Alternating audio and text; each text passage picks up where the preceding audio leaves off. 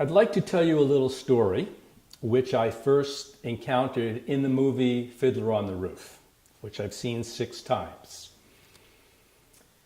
This story has stayed with me for many, many years, and it has embedded in it, I believe, a great message that if we lived by that message, all of our lives would flourish.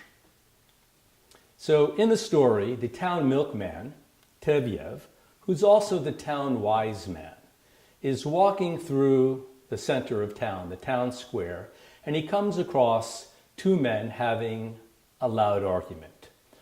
One gentleman had sold the other an animal who claimed it was a horse, but the man who bought it later found out that it was a mule, or he thought it was a mule. So they're arguing, mule, horse, and they see Tevyev, and they flag him down. They say, Tevyev, please stop, listen, we have a bone of contention. We are not aligned. We need some advice and some counsel. So he said, fine. Tevyev stops and he listens. He puts his milk cart down.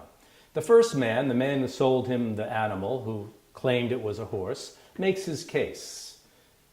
Lucid, clear, compelling. Tevyev is listening. He strokes his beard, and after the man completes his story, completes his case, Tevyev looks at him and says, "You're right." The first man smiles. He feels victorious. The second man, however, who's listening to this, is going, no, that's not true. And he makes his case for why that animal was not a horse. In fact, it was a mule, and he has proof, and he makes his case. Tevyev listens, he looks, he strokes his beard. After the second man makes his case for why it was a mule, Tevyev looks at him, smiles, strokes his beard again, and says, "You're right." A third man who's observing all of this, a friend of the 2, is totally perplexed, and he turns to Tevyev and says, Tevyev, how can he, the first man, be right, and he, the second man, be right? They both have totally different stories. Tevyev looks at him, pauses, strokes his beard again, smiles, turns to the third man and goes, "You're right," and then starts dancing. Wow. What is that story about? Well, if you peel back the layer, if you peel back the specifics, and you look at the seed or the moral of the story, you see that there is something in us, definitely within Tevyev, the town wise man, that is beyond right and wrong, beyond good and bad. Everyone can make their case.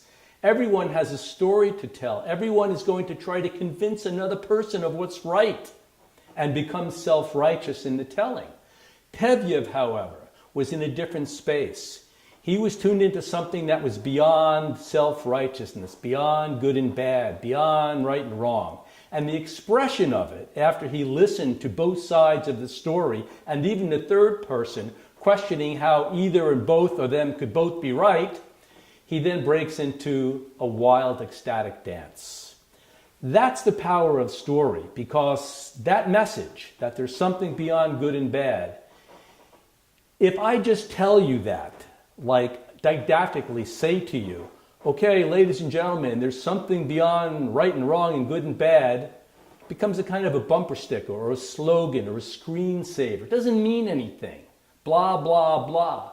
But when I give that message in the form of a story of Tevyev, the milkman, in the town square, listening to the first man claim it was a horse, the second man say it was a mule, the third man going, how can he be right and he be right?